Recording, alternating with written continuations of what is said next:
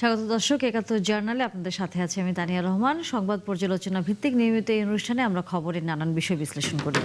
পত্রপত্রিকা, television, digital media ও news পোর্টালে যেসব খবর শিরোনাম হয়ে থাকে আমরা তা জানিয়ে দিই। সে খবরের সাথে যুক্ত মানুষদের আমরা সংযুক্ত করি আমাদের আলোচনা টেবিলে। আমাদের স্টুডিও এবং অনলাইনে সংযুক্ত থাকা অতিথিরা সেসব খবরের গভীরে ঢোকেন। আজ আমাদের সাথে স্টুডিওতে আছেন সিনিয়র সাংবাদিক শামসুল আলম লিটন। অনেক ধন্যবাদ, আপনি আমাদের সাথে যুক্ত হয়েছেন। এবং একই সাথে দর্শক আছেন আমাদের সাথে বিএনপি দলীয় সংসদ সদস্য ফজলে হুদা বাবুল।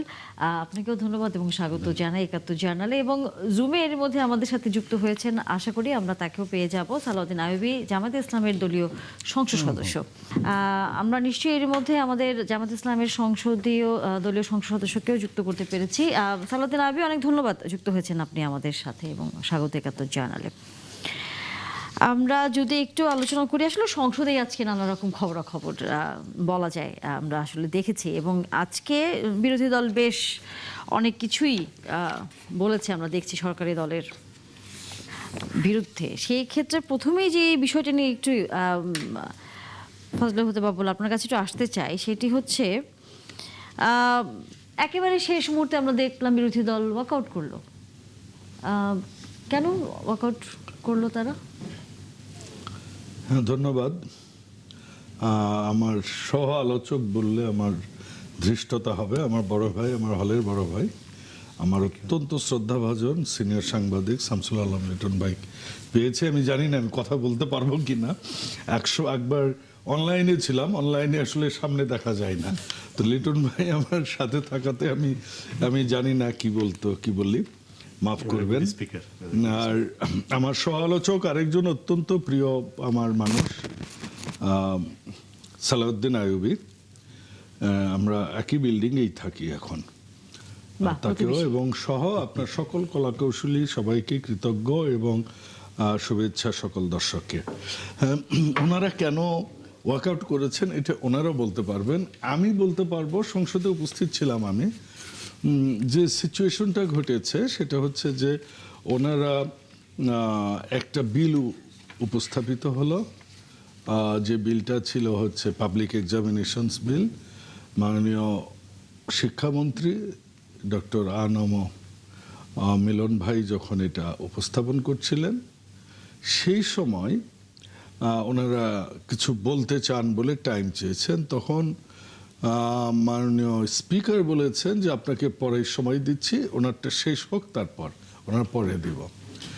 হাত তুলেছিলেন আসলে ওনাদের সিনিয়র একজন পার্লামেন্টেরিয়ান চিটগংয়ের শাহজাহান চৌধুরী সাহেব।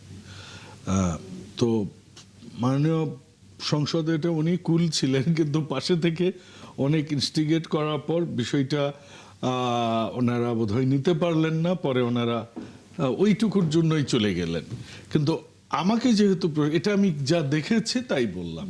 আর যদি বলেন যে আমাকে যদি বলেন যে কেন ওনারা ওয়াকআউট করলেন, আমি মনে করি আমাদের অত্যন্ত অভিজ্ঞ এবং সিনিয়র রাজনীতিবিদ, স্থায়ী কমিটির অন্যতম সদস্য এবং মাননীয় স্বরাষ্ট্রমন্ত্রী যে প্রায় ৬২ মিনিট যে বক্তব্য দিয়েছেন এবং সেখানে জামাতে ইসলামকে নিয়ে যেসব চর্চা হয়েছে তাদের রাজনীতি নিয়ে, এবং তারপরে মাননীয় এলজিআরডি মন্ত্রী, আমাদের দলের মহাসচিব, বাংলাদেশের ওয়ান অফ দ্য আইকনিক রাজনীতিবিদ জনাব মির্জা ফখরুল ইসলাম আলমগীর স্যার যখন বলেছেন, ওনার লাস্ট ২-৪ মিনিট বেশ হেকলিং হলেও আমি মনে করি যে ভালো খোঁচা ছিল, খুবই উন্নত মানের, আন্তর্জাতিক মানের। সেটা বোধহয় ওনারা অ্যাবজর্ব করতে পারেননি, এই জন্য হয়তো ওনারা চলে গেছে। কারণ এত ঠুনকো বিষয়ে না হলে ওই ২ মিনিটের ঠুনকো বিষয়ে লাস্ট মুহূর্তে ওয়াকআউট করাটা আমার মনে হয় না যে এটা। সালাউদ্দিন আইয়ুবী, একটু বলবেন মাননীয় স্বরাষ্ট্রমন্ত্রীর বক্তব্য এবং একই সাথে মাননীয়, আমরা জানি যে স্থানীয় সরকারমন্ত্রী এবং একই সাথে দলের মহাসচিব তিনিও বক্তব্য দেওয়ার পর আপনারা ওয়াকআউট করেছেন, একটু বলবেন।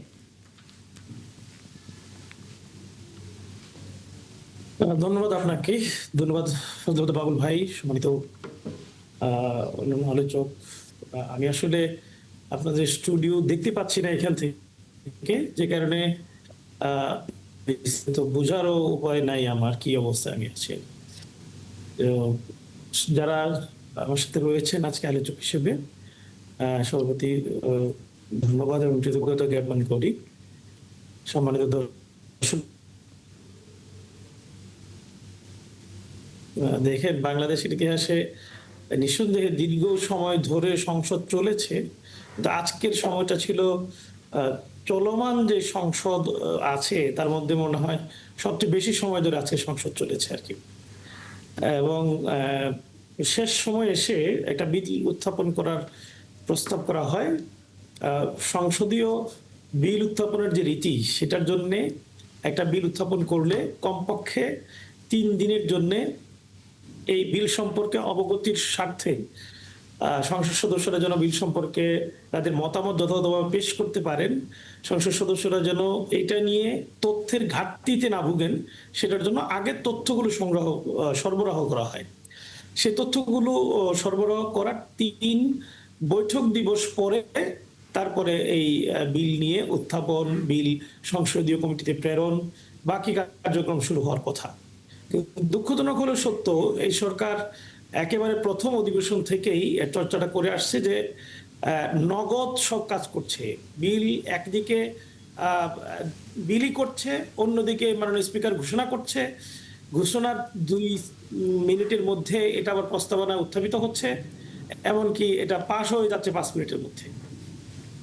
এটা নিয়ে মাননীয় বিরোধী দলীয় নেতা নিজে কথা বলেছেন এর আগে একাধিকবার, এবং বিরোধী দলের পক্ষ থেকে দায়িত্ববান ব্যক্তি হিসেবে আমাদের ব্যারিস্টার নাজিব মোমেন সাহেব, মাননীয় সংসদ সদস্য, তিনি একাধিকবার মাননীয় স্পিকার এবং ডেপুটি স্পিকারকে বলেছেন যে বিষয়টি সময় নিয়ে সংসদীয় রীতিনীতি মেনে, কার্যপ্রণালী বিধি মেনে তারপরে উত্থাপিত হওয়া উচিত। এটা যদি এরকম হয়ে যায় তাহলে আসলে সংসদের যেই স্বাভাবিক রীতি এটা আর থাকলো না, কার্যপ্রণালী বিধি কার্যকর থাকলো না। এর মধ্যে একটা বিষয় থাকে কন্ডন করার মধ্য দিয়ে স্পিকার এই সময়টাকে মানে 3 দিনের যে নির্ধারিত সময় বা পদ্ধতি, এটাকে ক্যান্সেল করতে পারে। এই সিচুয়েশনটা বিশেষ মুহূর্তে স্পিকারের জন্য এই ক্ষমতাটা রয়েছে। কিন্তু এখন পর্যন্ত যে কয়টা বিল উত্থাপিত হয়েছে তার প্রত্যেকটি বিল এই একই রীতিতে মাননীয় স্পিকারগণ এই কাজটি করেছে। মানে আপনারা মনে করছেন যে আপনাদেরকে কম সময় দেওয়া হচ্ছে আপনাদের বক্তব্য প্রকাশ করার ক্ষেত্রে? গত অধিবেশনে একটা বিষয় ছিল যে সময়ের যেহেতু স্বল্পতা আছে, 133টা বিল উত্থাপন করতে হবে, তখন এটাকে মানে মেনে নেওয়ার মতো পরিবেশ হিসেবে মেনে নেওয়া হয়েছে। কিন্তু এবার তো এরকম কোনো তাড়াহুড়া নাই। এইবারের বিলগুলো সময় নিয়ে সংসদ সদস্যরা পর্যালোচনা করবেন, তাদের মতামত। সালাউদ্দিন আপনি আমাকে কি শুনতে পাচ্ছেন? স্বাভাবিক, কিন্তু কোনো কিছুর সুযোগ দেওয়া হচ্ছে না। বারবার বলার পরেও বিষয়টা সলিউশন হচ্ছে না। তখন সংসদীয় রীতিতে আসলে ওয়ার্কআউট করা ছাড়া আর কোনো উপায় আসলে মানে আপনাদের কাছে কি মনে হচ্ছে যে সরকার আপনাদেরকে কথা বলার সুযোগ দিচ্ছে না? দেখুন, মানে আপনি জামার কোনো অংশে একটা রং লাগলে আপনি বলতে পারেন এই জামাটা লাল অথবা সাদা। যে অংশে রং লেগেছে বলতে পারেন এই অংশটা লাল হয়েছে আর বাকিটা সাদা আছে। তারা আজকে এবং বিল উত্থাপনের সময়টুকুতে যেই কাজগুলো করছিল, এটা নিঃসন্দেহে সংসদের রীতি বিরোধী এবং কার্যপ্রণালী পরিপন্থী। সুতরাং এটা বলতে হয় এই জায়গায় সুযোগ দিচ্ছে না। আবার কখনো কখনো তারা সুযোগ দিচ্ছে, তাদের সুযোগ অনুযায়ী, সময় অনুযায়ী সেটাকে তারা ব্যবহার করার চেষ্টা করছে। আমরা চাচ্ছি এই সংসদ অতীতের এই স্বেচ্ছাধীন প্রক্রিয়ার বাইরে এসে সংসদের যে কার্যপ্রণালী বিধি, সংসদের যে আইন বিধান, রীতিনীতি, এটাকে অনুসরণ করে যথাযথভাবে সামগ্রিকভাবে একটা সুন্দর পরিবেশের মধ্যে দিয়ে সংসদ চলতে থাকে, এটাই স্বাভাবিক হওয়া উচিত। এই জন্যই আমাদের এই আজকের প্রতিবাদ। আচ্ছা, শামসুল আলম লিটন, আপনার কাছে কি মনে হয় ওয়াকআউট এটা একটা খুব স্বাভাবিক প্রক্রিয়া সংসদের, আমরা এর আগেও দেখি, কিন্তু যেমনটা হচ্ছে বিরোধী দলের সংসদ তো বলছেন যে এবারের অধিবেশনে তাদের ক্ষেত্রে এক ধরনের বিল যখন এসছে তখন খুব তাড়াহুড়ো করে বা নগদ যে কথাটা উনি বলেছেন যে নগদে কাজ করে ফেলছে সরকার, সেখানে আপনার কাছে কি মনে হয় যে তাড়াহুড়ো কি আসলে হচ্ছে নাকি সময়টা বিরোধী দলকে বাড়ানো উচিত? না, এখানে আমি আসলে আজকের যে বিলটা, আজকে তো বাজেটের পাশ হবে আগামীকাল রেওয়াজ অনুসারে, এবং আজকে হচ্ছে 2 বেলা, সকাল বিকাল 2 বেলায় পার্লামেন্ট ছিল, তাই না? তো বাবুল পার্লামেন্ট থেকে এসছেন। এবং পার্লামেন্টে তো আজকে অনেক অনেক অনেক খুবই যে কয়েকদিন যাবৎ বাজেটের বিভিন্ন বিষয় নিয়ে যে আলোচনাগুলো হচ্ছিল পাবলিক ডোমেনে, তার কিছু অ্যাডজাস্টমেন্ট হচ্ছিল, যেমন কালো টাকা বিনা প্রশ্নে বিনিয়োগ এই ক্ষেত্রে, মানে এই প্রপার্টির জন্য, তো সেটা যে রাখা হবে না। তারপরে বিড়ি সিগারেটের উপরে ট্যাক্স, বিড়ির উপরে বিশেষ করে লোয়ার এন্ডে এটা নিয়ে কথাবার্তা হয়েছে পার্লামেন্টে, তো সেটার ব্যাপারে কোনো ছাড় দেওয়া হয় নাই। তারপরে এরকম নীতিগত অনেক ব্যাপার ছিল আর কি, এগুলো নিয়ে কথাবার্তা ছিল। সুতরাং আজকে যে বিলটি উত্থাপনের কথা বলা হচ্ছে, যেহেতু শেষ মুহূর্তে হয়েছে, সে কারণে আমরা হয়তো অনেকেই মিস করেছি। আমি এমপি আইয়ুবী সাহেবের কাছ থেকে আসলে উনি কি এটা বলেছেন যে কোন বিলটা উত্থাপনের প্রশ্নে কোন এই ঘটনাটা ঘটেছে, অথবা এখানে আপত্তিটা কোত্থেকে এসছে? আপত্তিটা তাড়াহুড়ো করার প্রশ্নে এসছে, কিন্তু এটা কি অর্থ বিলের কথা বলছেন আপনি? না, কোন বিলটা? এটা না, না, পাবলিক এটা অর্থ বিল না। এক্সামিনেশন। আজকে হঠাৎ করেই মাননীয় স্বাস্থ্যমন্ত্রী শিক্ষামন্ত্রী পাবলিক এবং এক্সামিনেশন বিলটি আনছেন।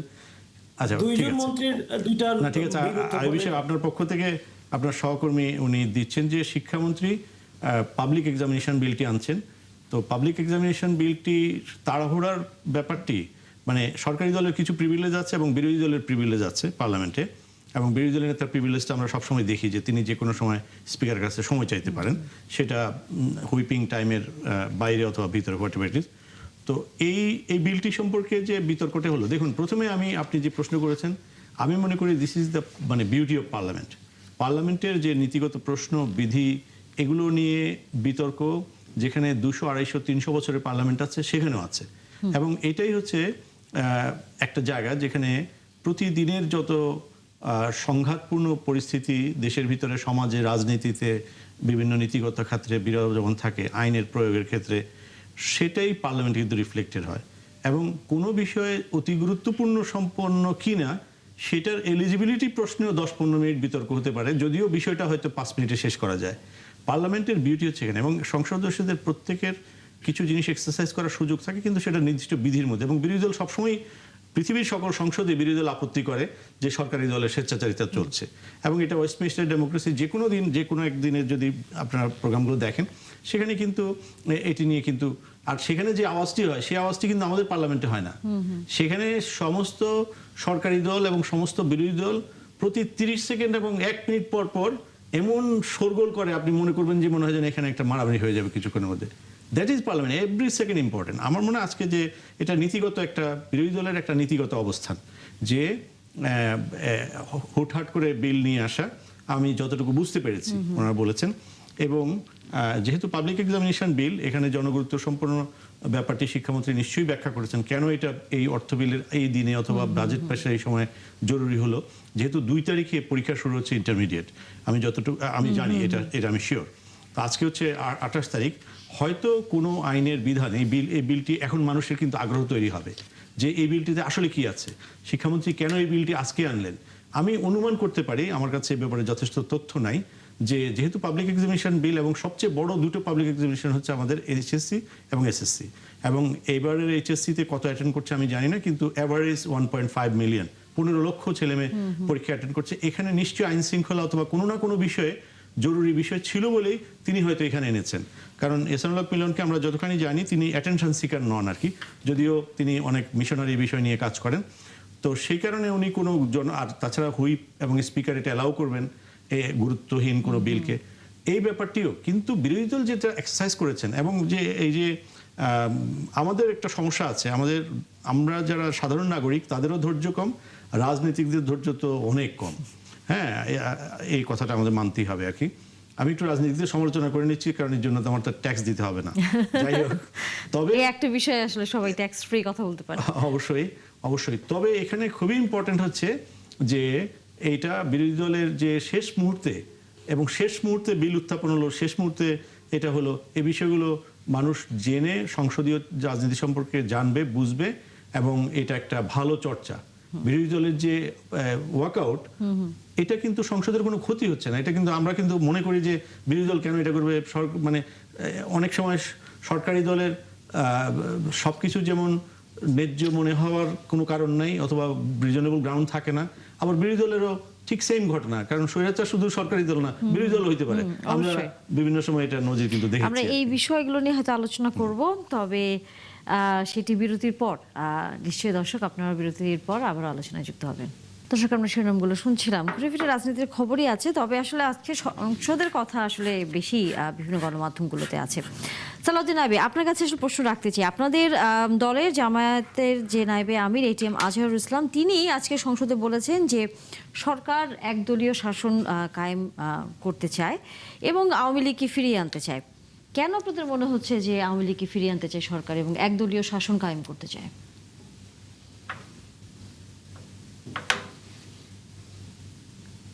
ধন্যবাদ, আবারও ধন্যবাদ আপনাকে। দেখুন, তার এই খণ্ডিত অংশ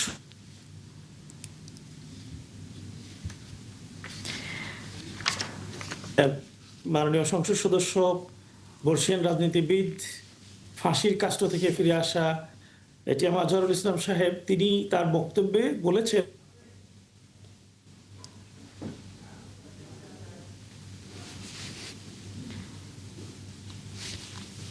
এই দাবি করেছিলেন রাজনীতি নিষিদ্ধের যে প্রস্তাবনা তিনি দিয়েছেন তার প্রেক্ষিতে জনাব ATM আজহারুল ইসলাম তিনি বলেছেন যে জামাত ইসলামী রাজনীতি নিষিদ্ধ করবেন, তাহলে তো আমরা আর এই সংসদে থাকতে পারবো না। আর আমরা যদি সংসদে না থাকি তাহলে কি আপনারা এক দল দিয়ে দেশ চালাবেন? বিরোধী দল যদি না থাকে তাহলে তো কার্যত এক দলই থাকে।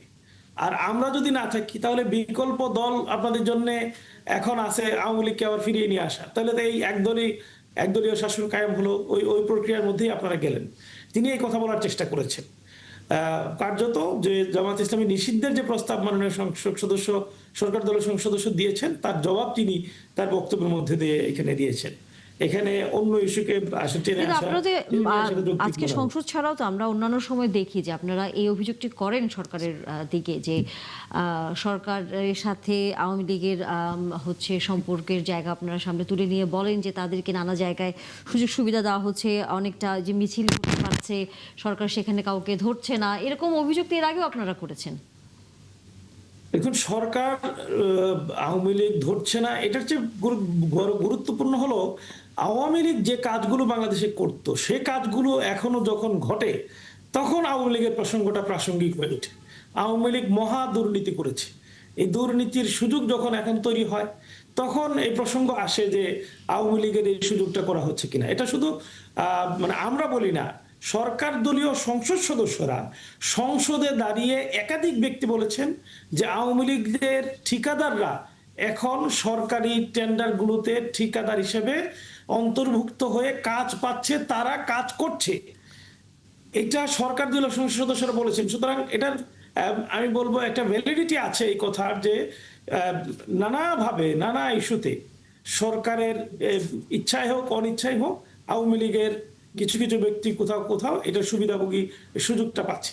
দ্বিতীয়ত হলো আচরণগত জায়গায় আওয়ামী লীগ সব জায়গায় তার দলীয়করণের যে প্রক্রিয়া শুরু করেছিল সেই প্রক্রিয়াটা যখন এখন বিএনপির মাধ্যমে শুরু হয়, সকল জায়গায় প্রশাসক বসানো হয়েছে দলীয়ভাবে, তখন আমাদের মনে হয় যে আসলে ওই আওয়ামী প্যাটার্ন, আওয়ামী যুগে আমাদেরকে ফিরে যেতে হচ্ছে।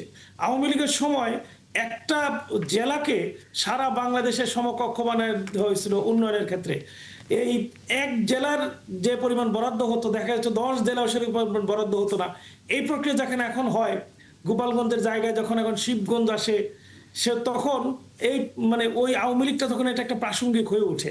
আওয়ামী লীগের সময় আমরা তখন দেখেছি যে নামকরণের মধ্য দিয়ে নিজেকে তুলে ধরা, এই যে প্রক্রিয়া 907টি প্রতিষ্ঠান তারা নামকরণ করেছিল তাদের পরিবারের নামে, তাদের ইয়ের নামে। এই নামকরণের প্রক্রিয়া যখন শুরু হয় বর্তমান মন্ত্রীদের মধ্য দিয়ে, তখন আসলে ওই আওয়ামী লীগের কথাটা নতুন করে আমাদেরকে স্মরণ করিয়ে দেয়। এইভাবে নানাবিধ আচরণের মধ্য দিয়ে আওয়ামী লীগের আচরণ যখন ফুটে ওঠে তখন প্রশ্ন আসে যে আসলে ওনারা কি আচরণগতভাবে ওই আওয়ামী লীগকে আবার ফিরিয়ে নিয়ে আসার চেষ্টা করছে কিনা। ফজলে হুদা বাবুল, আপনারা আওয়ামী লীগের মতো আচরণ করছেন? ধন্যবাদ। হ্যাঁ, এটা ওনার মতামত হতে পারে, রাজনীতিতে এক একজন এক একভাবে মতামত দিবেন। তো আমাদেরকে তো কেউ যুদ্ধাপরাধী বলে না, তাই না? আমাদেরকে হয়তো কেউ বলে আওয়ামী লীগের সাথে মিলে যাচ্ছে কেন, আমাদের দলে কিন্তু আওয়ামী লীগও আছে। হাবিবুর রহমান হাবিব ছাত্রলীগের সভাপতি আমাদের দলে এসছেন। আপনি জানেন অ্যাডভোকেট ফজলুর রহমান ছাত্রলীগের সভাপতি ছিলেন, এখানে আমাদের বিএনপিতে এসছেন। আমাদের আরেকজন নেতা বর্ষিয়ান নেতা মনিরুল হক চৌধুরী, উনি যখন সভাপতি ছিলেন ছাত্রলীগের, উনি কিন্তু বিএনপিতে এসছেন। যে বিএনপি সব দলকে অ্যাবজর্ব করে, একদিন ইনশাল্লাহ আমি আশা করব আইবি ভাইও একদিন বিএনপির ছায়াতলে আসবেন এবং আমরা স্বাগত জানাই সেগুলোকে। আমরা সব সময় বিএনপি উদারপন্থী দল। আজকেও কিন্তু সংসদে মাননীয় এলজিআরডি মন্ত্রী মির্জা ফখরুল ইসলাম স্যার কিন্তু এনসিপিকে বলেছেন যে আপনারা তো একটা আন্দোলনের মধ্যে দিয়ে আপনাদের সৃষ্টি, আপনারা কেন যুদ্ধাপরাধীদের সাথে গেলেন, সংসদে ওপেনলি বলেছেন। তো তাদেরকেও ইনডাইরেক্টলি এটা আমন্ত্রণ জানানোই যে আসুন, কেন আপনারা ওখানে গেছেন, আপনারা নিজস্ব স্বকীয়তা নিয়ে ভালো একটা দলের সাথে আসেন। তো কাজে উনি ওনার মতো করে বলেছেন। গোপালগঞ্জ ভার্সাস বগুড়ার কিন্তু তুলনামূলক চিত্র এই সংসদেই পরিবেশিত হয়েছেন। সালাউদ্দিন আইয়ুবী ভাই ছিলেন ওই দিন, কারণ আমি আর উনি মুখোমুখি বসি, আমি দেখতে পাই ওনাকে, ওনার সহজে আমি বসি, আমাদের সালাম বিনিময় হয় ইশারায়।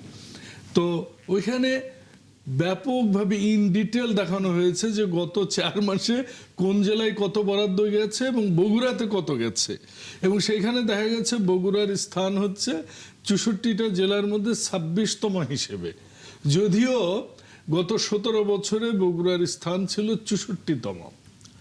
তো সেই অনুযায়ী যদি আপনি জাস্টিস করতে চান, আসলে বগুড়াকে সর্বোচ্চ প্রায়োরিটি দেওয়া উচিত। It's my own opinion, number 1। Number 2, Salahuddin ভাই যে আইন নিয়ে যে কথাগুলো বলেছেন, এখানে একটা কথার সাথে আমি একমত। আমরা যারা সংসদ সদস্য নতুন হয়েছি, বিশেষ করে আমার মতো যাদের আইন সম্পর্কে পড়ালেখা নেই, একটা আইনের মানে দিয়েছে আমাদের, কিন্তু ওইটা যদি কম্পারেটিভ অ্যানালাইসিস দেয় আমাদের বুঝতে সুবিধা যে আইনটা এই ছিল এখন এই হচ্ছে, এটা হলে সুবিধা, ওইটা পাওয়া যায়নি। কিন্তু আইন উত্থাপনের ক্ষেত্রে কার্যপ্রণালী, বিধি বা সংবিধান বা সংসদের কোনো ট্রেডিশন মানা হয়নি, এই কথাটা ঠিক নয়। কারণ এটার প্রজ্ঞাপন আমাদের প্রত্যেকের সিটে, ওনার সিটেও দেওয়া হয়েছে 72 ঘন্টা আগে, 72 ঘন্টা না, 3 কার্য দিবস আগেই দেওয়া হয়েছে। তারপরও উনি বলেছেন যে স্পিকার খণ্ডন করেছেন, স্পিকার একটা ক্ষেত্রে খণ্ডন করেছেন, আর এর আগেরগুলো তো সবগুলো আমরা আপনাদের স্বার্থেই তো রাত দিন 24 ঘন্টা আমরা কাজ করে ওগুলোকে পাশ করেছি। এখন এর আগে যখন একটা আইন পাশ হয়েছে, ওটাতে শুধু আমরা আমাদের মাননীয় স্পিকার ওটা খণ্ডন করেছে, আর আজকেরটা তো খণ্ডন করেনি। আজকেরটা প্রথম যেটা বিল উত্থাপিত হয়েছে স্বাস্থ্য বিল, সেটাতে কিন্তু আপনাদের 2 মিনিট বক্তব্য দেওয়ার সুযোগ দিয়েছে। পরে আবারও আপনারা সেকেন্ড বিল যেটা পাবলিক এক্সামিনেশন বিলেও আপনারা কথা বলতে চেয়েছেন, তখন আরেকটা চলমান ইস্যু নিয়ে উনি এগিয়েছিলেন, উনি বলছিলেন যে এইটা শেষ হলে আপনাদের দিব। তো বিষয় ওই শুরুতে আমি যেটা বলেছি, আসলে ডাইজেস্টের সমস্যা ছিল, এ কারণেই এইটা। উনি আরেকটা কথা বলেছেন এইসব কথাই এসে, যে এখন পর্যন্ত যত বিল আনা হয়েছে, আরে ভাই এখন পর্যন্ত কয়টা বিল আনা হয়েছে? ওই আপনাদের অধ্যাদেশগুলো ছাড়া আর কোনটা আনা হয়েছে? সংসদের রীতিনীতি অনুযায়ী তারা করছে না। রীতিনীতি অনুযায়ী আমরা কি করছি? আমরা সংসদের রীতি ভেঙে অনেক আপনাদেরকে ফেভার করার জন্য অনেক কাজ করে ফেলেছি ইতিমধ্যে। একটা এই যে বিদ্যুতের ইয়েটা, যদিও এখন বিদ্যুৎ একটা সারা গ্লোবালি, আপনি জানেন, একটা ডেটা দিই দর্শকদের কাছে, আমি সারাদিন যত ফোন পাই এর 60% কল পাই যে এলাকা থেকে, স্যার আমাদের এখানে ইলেকট্রিসিটি নাই। আমি মাননীয় মন্ত্রীর সাথে কথা বলেছি, এটা হয়তো 2-1 সপ্তাহের মধ্যে ঠিক হয়ে যাবে। কিন্তু বিষয় কি জানেন, গ্লোবালি কিন্তু পেট্রোলের সাপ্লাই 20% কমে গেছে। আপনার এলএনজির সাপ্লাই বা এলপিজির সাপ্লাই কমে গেছে 25%। এই যে আমরা যেটা দেখে একটু স্বস্তি বোধ করলাম যে ইরান আর আমেরিকার যুদ্ধ বোধহয় থেমে গেল, নো, উই আর রং। কারণ ইরানের সাথে এখনো বেশ ভালোভাবেই আছে কিন্তু ইরাক এবং আপনার রাশিয়া, এবং হরমুজ প্রণালী কিন্তু সমস্যার সমাধান হয়নি, বরঞ্চ এটা আরো কমপ্লেক্সিটির দিকে যাবে বলে আমি মনে করছি। সো এই যে বিদ্যুৎ, তেল, গ্যাস, এখানে আমাদের সবাইকে আগামীতে এই রিনিউয়েবল এনার্জির দিকে মনোযোগী হয়ে দেশটা গড়তে হবে। এই প্রবলেম আগামী 1-1.5 বছর থাকবে বলে আমি ব্যক্তিগতভাবে মনে করি। কাজেই এই যে এই এক কথা দুই কথা বলে ছোট্ট ইস্যু নিয়ে সংসদ থেকে, হ্যাঁ আপনি ভালোই বলেছেন, লিটন ভাই বলেছেন যে এটা হ্যাঁ সংসদের, এটা তাদের অধিকার, দিস ইজ দেয়ার রাইট। পরবর্তীতে যে অভিযোগগুলো আমি এই লাইনটা শেষ করি, হ্যাঁ, উনি সালাউদ্দিন আবিদ ধর্মীয় বলেছেন। ও রাজনীতি করেন, এই জন্যই বলি হ্যাঁ এটা আপনাদের বিরোধী দলের রাইট সংসদ থেকে ওয়াকআউট করা। ওই সর্বনিম্ন হালাল পেশা হচ্ছে ভিক্ষাবৃত্তি, এটাকে ইন্সপায়ার করে না ধর্ম। আর একজন মুসলমানের সর্বনিম্ন হালাল কাজ হচ্ছে তার স্ত্রীকে ডিভোর্স দেয়া, এটাও হালাল কাজ। ঠিক ওই রকমই ওয়াকআউট করাও কিন্তু আইনসঙ্গত, কিন্তু সর্বনিম্ন এটা নৈতিকতার বিষয়। এই জিনিসটা বিরোধী দলকে আসলে মেনে চলেই আমার মনে হয় অধিবেশনটা কন্টিনিউ করা উচিত। যেটা বলেছেন ঋণ করে আমরা ঘি খাচ্ছি বলে, আরে আমরা তো ঘি খাবো না, তো আমরা ঋণ করছি, আমরা গাভী কিনবো, আমরা দুধ ইয়ে করবো, আমরা নিজেরাই ঘি বানাবো, ঘি বানিয়ে আমরা বিদেশে এক্সপোর্ট করব, আমরা নিজেরা খাবো, বিদেশ থেকে ইম্পোর্ট কমাবো, এবং ওই গরু গাভী কিনে আমরা বিশাল বিশাল ফার্ম দিব। ঘি আমাদের কিনে খেতে হবে না ঋণের টাকায়, ঘি আমরা বিক্রি করে ওই টাকায় আমরা ব্যবসা করব, এই জন্য লোন নিচ্ছি আমরা। আর একটা কথা এখানে একটা উদ্ধৃত করেছেন আমার বড় ভাই শ্রদ্ধাভাজন, কালো টাকা গরিবের, এখানে আমি একটু আমার দলের বাইরে যে ওনারা ইদানিং খুব সুন্দর করে বলে আমরা দলের মধ্যে শৃঙ্খলা নাই, আমরা বিএনপি হচ্ছে মুক্ত বুদ্ধির চর্চার দল, মধ্যপন্থীর দল। আমাদেরকে কোনোদিনও বলে না যে অমুক জায়গায় যেও না, অমুক জায়গায় কথা বলো না, এইটা বলো না, সেটা বলো না। আমাদের এরকম কোনো, কারণ আমরা এক্সট্রিম কোনো রাজনীতি করি না। এক্সট্রিম রাজনীতি এই দেশে যারা করে এটা বাংলাদেশ আওয়ামী লীগ করে, কারণ ওরা মনে করে বা মানে কি বলে বাংলাদেশের কি স্বাধীনতা সংগ্রাম ওদের পেটেন্ট রাইট, পারিবারিক, হ্যাঁ। সো এটা একটা এক্সট্রিমিজম, এর বাইরে এরা যাবে না। জামাত ইসলাম এরকমটা মনে করে যে আমরা যেটা ভাবি, আমরা যেটা বলি, এইটাই ইসলাম, এইটাই কোরআন, এইটাই জান্নাত, এইটার উপরই দেশ চলতে হবে, বাকি সব সালাউদ্দিন আবিদ যে অভিযোগগুলো করলেন যে আপনারা দলীয়করণ করছেন, আপনারা, আমি তো এটা বললাম তো যে মানে সেই জায়গায় কোনো একটা প্রমাণও দিতে পারবে না, কিন্তু বরঞ্চ তাদেরকে ফেভার করছি আমরা, কারণ 26% সময় পাবে সংসদের, সেই অনুযায়ী ওনারা কতটুকু টাইম পাচ্ছে উনি ক্যালকুলেট করে বলুক ওনারা কম পাচ্ছেন কিনা। বরঞ্চ কোনো কোনো কমিটিতে তাদেরকে রেশিওর চেয়ে বেশি লোকজন দেয়া হচ্ছে। এটা অভিযোগ তো থাকতেই পারে। তো আমি ওই কথাটাই আসছি যে শ্রদ্ধা বড় ভাই, যেটা আমাদের ব্যারিস্টার মাহবুব যেটা বলেছেন, মাননীয় সংসদ সদস্য, উনি সিনিয়র আইনজীবী, মাহমুদ্দিন খোকন ভাই বলেছেন, এইটার সাথে আমি ব্যক্তিগতভাবে আমার নিজের এটা থট, আমি যে জন্যই বললাম আমি দলের বাইরে এসে বলবো, দেখুন মানুষ কেন টাকা নিয়ে বিদেশে যে টাকাটা রাখে, কেন আপনার দেশে রাখে না, এটা তো আপনার বুঝতে হবে, কেন আরেকটা দেশে নিয়ে যায়। 1, 2, মানুষ আসলে কালো টাকা বলে কিছু নেই। আমি প্রায় 20-22 বছর আমি কর্পোরেট অঙ্গনে কাজ করেছি, এবং আমি চিফ ফাইন্যান্সিয়াল অফিসার হিসেবে আমি দায়িত্ব পালন করেছি 20 বছর। আমি যেটা দেখেছি, কি চাই একজন ব্যবসায়ী, চাই যে আমার যেন মানে টাকাগুলো কম কর দিয়ে এটা হালাল হয়, খরচ কম করতে চাই, খুব স্বাভাবিক। তো আমরা এই জন্য কিন্তু এবার অটোমেশনের দিকে যাচ্ছি, এবং আমি মাহমুদ্দিন খোকন ভাইয়ের সাথে একমত যে কালো টাকা বলে কোনো টাকা নেই, untaxed money, I should say, যে টাকাটার উপর কর দেওয়া হয়নি। তো কেউ যদি ওই টাকাটার উপর কর দিয়ে দেয় 35%, 40% with a penalty, let them be into the monetary flow in the country. সাদা হয়ে যাচ্ছে। হোয়াট ইজ দ্য কালো টাকা? আছে। সেকেন্ড হচ্ছে যে বিড়ির কথা, এটা আমাদের অত্যন্ত বয়োজ্যেষ্ঠ একজন রাজনীতিবিদ, আমাদের স্থায়ী কমিটির অন্যতম সদস্য বাবু গয়েশ্বরচন্দ্র রায় বলেছেন, উনি বলেছেন যে দেখুন সিগারেটের উপর এগুলো সব ঠিক আছে, কিন্তু ওই যে গরিব মানুষের একটা বিড়ি একজন রিক্সাওয়ালা যে 3 ভাগ ওঠের উপর না, না দিতে। উনি একটু রসিকতা করেই বলেছেন, এটা কি উনি মিন করেছেন কিনা উনি বলতে পারবেন। সো এটা আমার ব্যাখ্যা ছিল। জি বলেন।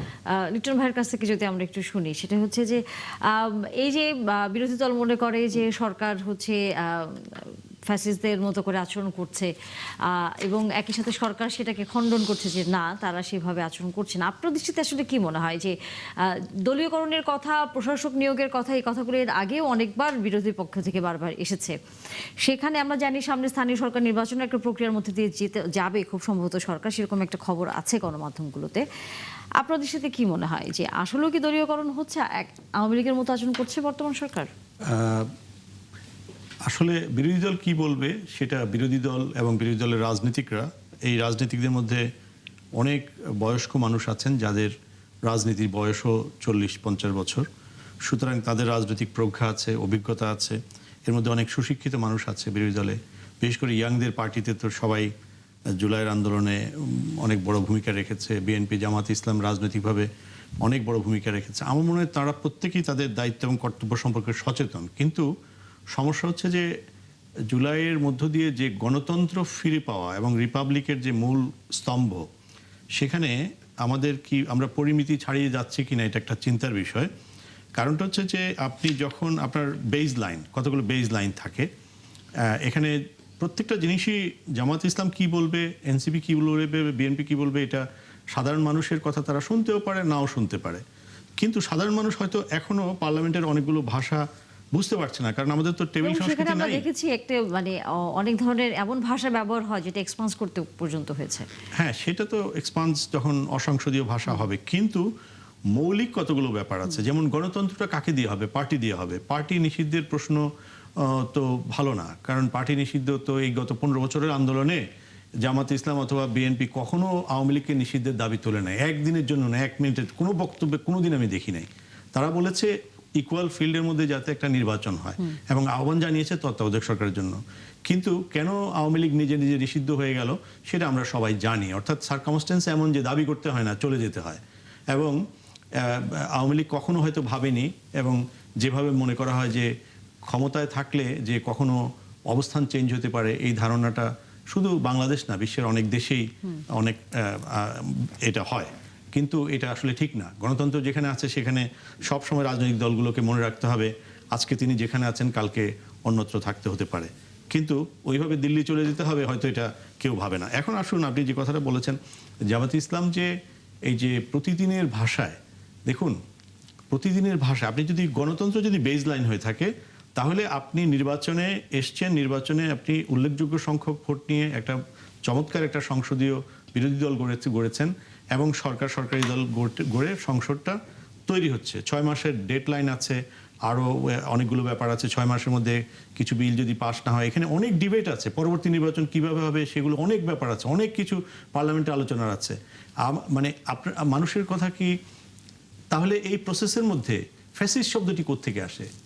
তাহলে যদি ফ্যাসিস্ট যদি, দেখুন একটা জিনিস কি, আমি এখানে অধিকারের বিপক্ষে বলছি না, অধিকার আছে, কিন্তু আপনার অধিকার যেমন আমার নাকের ডগা পর্যন্ত, এবং আপনি যদি আমাকে ডেভিল বানিয়ে যদি আমার সঙ্গে মানে ফেস করতে চান, এবং তাহলে আয়নাটি সামনে দিয়ে দিন, তাহলে যেটা দেখবেন মানে হোয়েদার মানে you are also doing the same thing, মানে যেটা আপনি বলছেন সেটা আপনি আয়না দেখবেন।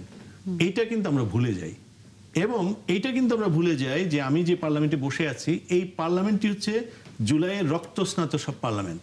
এই পার্লামেন্টের অস্তিত্ব যদি বিপন্ন হয় তাহলে এর দায় আপনি কিন্তু একেবারে ইকুয়ালি নিতে হবে। এখানে কিন্তু পার্সেন্টেজ কাজ করবে না। একেবারে সরকার এবং বিরোধী দলের মধ্যে কিন্তু নীতিগত একটা ভারসাম্য আছে। এখানে কিন্তু মানুষ পার্সেন্টেজ অনুসারে দাঁড়িয়ে করবে না। আর গণতন্ত্র কত ভালনারেবল হতে পারে সেটা কিন্তু আমরা যেসব দেশে বিদ্রোহ হয়েছে, গণঅভ্যুত্থান হয়েছে, সেই দেশগুলোর দিকে তাকান। 10 বছরে 5টা সরকার এসছে, কোনো জায়গায় 7টা 10টা সরকার এসছে, এবং কোনো জায়গায় বিদ্রোহের পরাজিত শক্তি ক্ষমতা পুনর্দখল করে ফেলেছে। এবং আজকে দেখুন, আজকে সবচেয়ে বড় ঘটনা যেটা ঘটেছে আমি মনে করি পার্লামেন্টের চেয়ে ওই যে আইসিটিতে ঘটেছে। যেই ঘটনাটি দেখুন, রামপুরায় একটা আন্দোলনকারীকে, বিক্ষোভকারী তরুণকে যে নৃশংসভাবে হত্যা করা হয়েছে, এটা ওয়ার্ল্ডের সভ্য কোনো দেশে হলে আজকে ইন্টারন্যাশনাল সব মিডিয়া ওই ঘটনাটা দেখাতো। কারণ বিশ্বের আইন শৃঙ্খলা রক্ষাকারী বাহিনী দেখুন এই ঘটনা কিন্তু সেই দিনের জন্য না, শুধু আগামী 100 বছরের জন্য এই ঘটনাটা ইম্পর্টেন্ট। এবং এখানে 3 জনের ফাঁসি হয়েছে, আরো কয়েকজন কর্মকর্তা যাবজ্জীবন হয়েছে। এই ঘটনাগুলো আমরা যদি মনে করি যে কিছুই না, তাহলে পার্লামেন্টই থাকে না, তাহলে গণতন্ত্রই থাকে না। এবং আমরা যখন এখন প্রতিদিন শুনছি রাজনীতিকরা সম্ভবত যথাযথভাবে তাদের নিজেদের প্রতি জাস্টিস করছেন না, তাদের সমর্থকদের প্রতি যারা অত্যাচারিত হয়েছেন, নিপীড়িত হয়েছেন, খুন হয়েছেন, নৃশংস বর্বরতার শিকার হয়েছেন, তাদের প্রতি যথার্থ অ্যাটেনশন দিচ্ছেন না। সেই কারণে পার্লামেন্টের অস্তিত্ব বিপন্ন করার মতো অনেক আলোচনা হচ্ছে। এটা খুবই ডেঞ্জারাস। তো এই জন্য আমি মনে করি যে বিরোধী দলের সব অধিকার আছে, নিজের অস্তিত্ব, নিজের পায়ে কুড়াল মারার অস্তিত্ব নাই সরকারি দলের পায়ে কুড়াল মারতে গিয়ে। এবং প্রতিটা সময় আমাদের প্রত্যেকেরই আয়নায় কিন্তু যেমন চুল আশ্রাতে দেখি, বক্তব্য দেওয়ার পরেও দেখা দরকার। সালাউদ্দিন আইবে, আপনার যদি কিছু এখানে যুক্ত করার থাকে।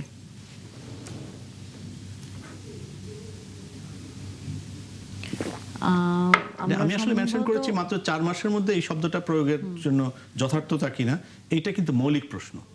এবং একই সাথে সরকারের মাত্র 4 মাসের সময়ে বিরোধী দল আমরা দেখছি যে জুলাই সনদ নিয়ে তারা সবচেয়ে বেশি হচ্ছে কথা বলছে, কিন্তু আরও তো অন্যান্য বিষয়গুলো আছে। সেই জায়গায় তাদের আসলে কতটুকু আপনি দেখেন যে তারা আসলে মানুষের হয়ে কথা বলছে? আমরা তো হামের ইস্যু জানি, আমরা আরও তো অন্যান্য অনেক বিষয়গুলো জানি, সেগুলো নিয়ে কি তেমনভাবে কি বিরোধী দল তার অবস্থান কি আসলে সামনে নিয়ে আসছে? না, জুলাই সনদ নিয়ে যখন ডিবেট এসছে এবং গণভোট হওয়ার পরে, দেখুন গণভোটের একটা ইউনিভার্সাল কতগুলো আছে, মানে রেফারেন্স আছে। গণভোট কিন্তু খুব সাংঘাতিক ব্যাপার। মানে কম্পারেটিভ কনস্টিটিউশনে আপনি যদি দেখেন, আজকাল এআই আছে, আপনারা অনেকেই গণভোটের আন্তর্জাতিক রেফারেন্সগুলো এখনই দেখে নিতে পারেন 5 মিনিটের মধ্যে। সুতরাং গণভোট নিয়ে বিরোধী দল যদি অনেক বেশি আলোচনা করে, রাজনৈতিকভাবে তারা হয়তো আরো অনেক বেশি লাভবান হতে পারে অথবা হতে পারতো। কিন্তু কথাটা হচ্ছে যে জুলাই সনদ নিয়ে আপনি যখন কথা বলছেন, জুলাই সনদের অনেক ক্লজের মধ্যে যখন বিএনপি যখন নোট অফ ডিসেন্ট দিচ্ছিল, তখন তো আপনারা সেই আলোচনাটাকে স্টাক করতে পারতেন যে আমরা কেউ নোট অফ ডিসেন্ট দিতে পারবো না। তাহলে গিয়ে একটা ব্যাপার হতো, কারণ একটা দীর্ঘদিন 1 বছর আলোচনা হয়েছে এবং যে 1 বছরের আলোচনা বাংলাদেশের রাজনীতিতে একটা মাইলস্টোন হয়ে থাকবে। টেবিল সংস্কৃতি চালু হয়েছে। এখন অপোজিশন এবং সরকারি দলের আসলেই মাঝে মাঝে টেবিলে বসা দরকার। শুধু সংসদে যদি আপনি সমাধান করতে চান, তাহলে সংসদ তো আমরা দেখেছি তো 2 মহাসচিব 1 বছর আলোচনা করেছে এবং শেষ পর্যন্ত কোনো সমাধান হয়নি। এবং আজকের এই বয়সের ব্যাপার নিয়ে হয়তো একটা রেফারেন্স আক্তার বলেছে, এটি কিন্তু দেখুন সেদিন হাসনাত বসুন্ধরা গ্রুপকে নিয়ে কথা বলেছে, রেফারেন্স বক্তব্য দিয়েছে। এখান থেকে অনেক কিছু বলার আছে, শেখার আছে। কোন দলে কত এমপি আছে এটা কোনো ব্যাপার না। এমপি সাহেবদের যে লিবার্টি আছে, সেখানে কিন্তু এই যে বাবুল সাহেব যেটা বললেন, উনি অত্যন্ত ভালো একজন বিতার্কিক ছিলেন এবং উনি যেটা বললেন যে আমরা কিন্তু স্বাধীনভাবে কথা বলি, অর্থাৎ কোনো জায়গায় তার দল এটাকে উৎসাহিত করে। তো এই জায়গাটা, এবং জামাত ইসলাম উনি মিন করতে চেয়েছেন, আসলে জামাতকে হয়তো অ্যাটাক করা হয়ে যাবে বলে স্পষ্ট করেননি। জামাত নির্দিষ্ট বক্সের ভিতরে বাইরে কথা বলেন না, এই কথাটাই হয়তো মিন করতে চেয়েছেন। আমার মনে হয় সবারই ঝেড়ে কাশা উচিত। দল কাউকে কিন্তু গোলামে পরিণত করে না। সুতরাং দলের অবস্থান, মূল কাঠামোটা, হুইপিংটা ঠিক রেখে 1%, 2%, 5% হুইপিং থাকে, বাকি সব তো ওপেন। তো এই বয়স নিয়েও এখন আজকে অর্থমন্ত্রী যারা বলেছেন যে এই দুটি প্রতিষ্ঠানে বাংলাদেশ সিকিউরিটি এক্সচেঞ্জ কমিশন এবং বিমা যে কর্তৃপক্ষ আছে রেগুলেটরি, এই দুটার কোনো বয়সের বার থাকা উচিত না। পৃথিবীর অনেক দেশে বার নাই, কারণ অভিজ্ঞ মানুষগুলোকে এইসব জায়গায় দেওয়া হয়। তো অভিজ্ঞতা অর্জন করে 65, 67, তারপরে তো আরো 90 বছর পর্যন্ত বেঁচে থাকে। এইসব কারণে উনি বলেছেন। তো এটা নিয়ে আলোচনা হতে পারতো। এখন স্থানীয় সরকার নির্বাচনের মার্কা থাকবে কিনা, গণতন্ত্রের পীঠস্থান ওয়েস্টমিনিস্টার ডেমোক্রেসি, লন্ডনে, ইউনাইটেড কিংডমে সব স্থানীয় সরকার নির্বাচনে পার্টি হয়, পার্টিগতভাবে হয়। তা আমরা পার্টিগতভাবে এখন করছি না। এগুলো নিয়ে ডিবেট হবে না কেন? এগুলো আমরা আজকের সরকারের সুবিধা মতো অথবা আজকের বিরোধী দলের সুবিধা মতো কথাবার্তা যদি আমরা বলি এবং পার্লামেন্টে আলোচনা করি, তো হবে না। এটা করতে হবে অন প্রিন্সিপাল। যেমন বয়সটা বাড়ানো হচ্ছে কি অন প্রিন্সিপাল, না কোনো ব্যক্তিকে মাথায় রেখে, এটা ভেরি ইম্পর্টেন্ট। তা আমার মনে হয় নীতিগত জায়গায় জামাতের, হ্যাঁ অনেকে, বেশিরভাগ না, আমার মনে হয় 90-95% এমপি জামাতের নতুন এবং বিএনপিরও 80% সম্ভবত নতুন। এই সংখ্যাটা এক্সাক্ট না হতে পারে। এই জন্য আজকে বিরোধী দলের নেতাকে কিন্তু অ্যাপ্রিসিয়েট করার মতো একটা ব্যাপার আছে। উনি কিন্তু এই কথাটা বলেছেন। উনি বলেছেন যে বিধি, যখন স্পিকার বলেছেন যে বিধি অনুসারে নোটিশ দিতে হয়, রুমিন ফারহানা শুধু নোটিশ দিয়েছেন এবং তিনি সুযোগ পেয়েছেন ওই নোটিশ দিলে 2 মিনিট একটা বক্তব্য দিতে পারেন, কেন নোটিশ দিয়েছেন, কেন জনমত যাচাইয়ের জন্য পাঠাতে বলেছেন। বিরোধী দলের কেউ তো দেন নাই। তো দেন নাই বলে স্পিকারের হাত পা বাঁধা।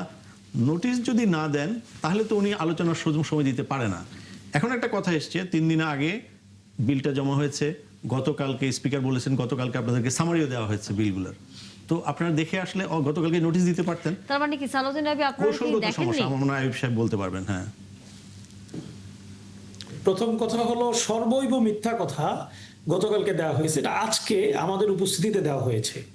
গতকালকে দেওয়া হয়েছে এই কথাটা স্পিকার যখন বলছিলেন তখনও তিনি বলছিলেন যে এটা হলো আমাদের ডকুমেন্ট বলছে, বাট প্র্যাকটিক্যালি কি হয়েছে সেটা তিনি বলেননি। প্র্যাকটিক্যালি আজকে আমাদের টেবিলে এই বিলটা উত্থাপন করা হয়েছে, দেওয়া হয়েছে। গতকালকে বা তার আগের দিন দেওয়া হয়েছে। এটাকে আমি মানে রেকর্ডের কথা বলছি, কালকে এটাকে চ্যালেঞ্জ করতে পারেন, বাবুল ভাইকে চ্যালেঞ্জ করতে পারবেন, বা বাবুল ভাই তো নিজে যে সাক্ষী। আজকে বিলটা দেওয়া হয়েছে এবং আজকে উত্থাপনের জন্য আইয়ুব সাহেব স্পিকার সম্ভবত বলেছে প্রিন্টেড কপি বিল সামারি গতকালকে একদিন আগে বিল সামারি দেওয়া হয়েছে কথাটা। গতকালকে কি আপনারা কোনো বিল সামারি পেয়েছিলেন, কোনো বিল মেনশন করে কোনো কিছু? না বিল সামারি আমি তো বললাম তো বিলটাই না না না এটা আজকে এসেছে। তো এটা নিশ্চয়ই এবং আপনাদের আজকেও সুযোগ আছে এই আমি ব্যাপারে। আরেকটু সুন্দর করে বলি, আজকে সংসদ এসেছে সচিবালয় থেকে এই সম্পূর্ণ ব্যাপারে কর্মসূচি এটা হিসেবে। নিয়ে কথা বলার আমি জন্য যদি- আমি বলছে, যদি আপনার যেই বক্তব্য শেষে আমি কথা বলতে দেব। বলি, ওই আজকে এটা এসেছে সম্পূরক কর্মসূচি হিসেবে। এটা তো অবশ্যই আজকে কর্মসূচিতে থাকতো। আজকে দিনের কর্মসূচিতে এটা ছিল না, আমার মনে হয় এটা ছিল কি ছিল না দিনের কর্মসূচিতে। দিনের কর্মসূচিতে ছিল তো, টেবিলে দিয়ে গেছে তো এটা। ছিল না, এটা সম্পূরক কর্মসূচি ছিল বাবুল ভাই। হ্যাঁ, কর্মসূচি এটা ছিল না, এটা সম্পূরক কর্মসূচি হিসেবে পরে দেওয়া হয়েছে। হ্যাঁ, সম্পূরক কর্মসূচি হিসেবে তো দিতে পারে তো, আইনে আছে তো। স্পিকারের ইয়েটা এখন যদি ভিডিও আছে স্পিকার তো সম্পূরক কর্মসূচি হিসেবে দিতে পারে এটা। বলে ঠিক দিতে আছে। পারে বলতে দিয়েছে।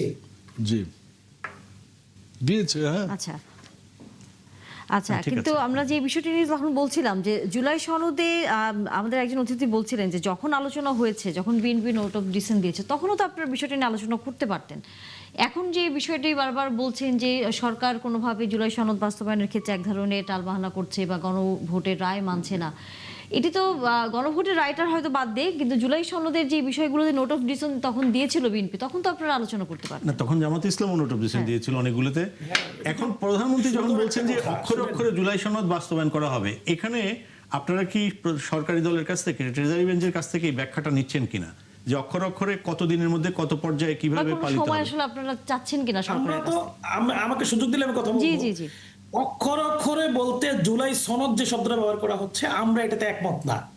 যে জুলাই সনদ অক্ষর অক্ষর বাস্তবায়ন করতে হবে, এটাতে একমত। আমাদের কথা হলো গণভোটের রায় অক্ষর অক্ষরে বাস্তবায়ন করতে হবে। আচ্ছা, এখানে আমি একটা কথা গণভোটের বলি। রায় বাস্তবায়ন করবেন না, গণভোট মানেন না, গণভোট অবৈধ, এটা আনুষ্ঠানিকভাবে তারা সংসদে ইতিমধ্যেই বলেছেন। জি, প্রথম কথা হচ্ছে, আইবি ভাই আপনারটা দিয়ে শেষ করি, যে গণভোটের রায় বাস্তবায়ন করতে হবে। গণভোটের রায় হচ্ছে জুলাই সনদটা বাস্তবায়ন করতে হবে, এটি গণভোটের রায়, এর বাইরে কোনো রায় নাই। তাহলে আপনারা বলেন আপনারা যে যে আমরা কথাটা গণভোটের রায় বলতেছেন বাস্তবায়ন সেটা হচ্ছে ওনারা অবশ্যই এই দেশের ভালো চায়নি, অবশ্যই এই দেশে তারা সাধারণ যারা এখন পর্যন্ত একটা দুঃখ প্রকাশ করতে ভয় পায় যে না আমরা ভুল করেছি 47-এ, আমরা ভুল করেছি 71-এ, আমরা ভুল করেছি 86-তে, আমরা ভুল করেছি 96-এ, এই জিনিসটা বললে মানে তারা ওই যে একটা জায়গায়, কারণ আওয়ামী লীগ আর কিন্তু জামাত এমপি দুটোই সাহেব, এটা তো একটা- অতীত গেল, ভাই, কিন্তু শেষ করি, বর্তমান জুলাই ওইখান থেকে আসতেছে। জুলাই এসেও দেখুন ওনারা তো চাইছেন ওনাদের বাপজান 5 বছর থাকুক ক্ষমতায়, ওনারাই তো বলতো নির্বাচন তো হতে দিবে না, ওনারা সমস্ত পরিকল্পনা তো রেডি ছিল। এবং এই যে মানে আমেরিকা প্রবাসী কিন্তু অধ্যাপক কি নাম, আলী রিয়াজকে নিয়ে এসে কিন্তু আইয়ুব যে সাহেবের খিচুড়ি যেটা করেছে, এইটা আলী রিয়াজ যদি একজন রাজনৈতিক ব্যক্তিত্ব হইতেন, উনি বুঝতেন যে ভাই যে হানা ভোটের 4 নম্বরে কি দিয়েছে ব্যালট পেপারে, পড়ে দেখেছেন আইবি ভাই? যে তবে যদি কোনো রাজনৈতিক দল অধিকাংশ নির্বাচনে জয়ী হয়, তারা তাদের ম্যানিফেস্টো অনুযায়ী রাষ্ট্র পরিচালনা করবেন এবং সকল সিদ্ধান্ত নেবেন। ঘটে ছিল না এটা? তো এটা জেনে শুনেও আপনার, এটা তো আমরা তো আগেই বলে এসেছি আমরা কি কি করব না করব। গণভোটের রায় বাস্তবায়ন করব, গণভোটের রায় তো হচ্ছে জুলাই সনদকে ভ্যালিডেট করাই তো গণভোটের রায়। আবার কি গণভোটের রায় আমি বুঝলাম না। গণভোটের রায় কি জামাতে ইসলামী কি ক্ষমতায় বসানো, নাকি গণভোটের রায় হচ্ছে আপনাদের ওই ইউনূস সাহেবকে 5 বছর রাখা? আজকে এই জন্য স্বরাষ্ট্রমন্ত্রী বলেছেন সংসদে, গত 18 বছরের প্রত্যেকটা হিসাব হবে কড়াই গন্ডায়, সকল দুর্নীতির হিসাব হবে ইনশাআল্লাহ।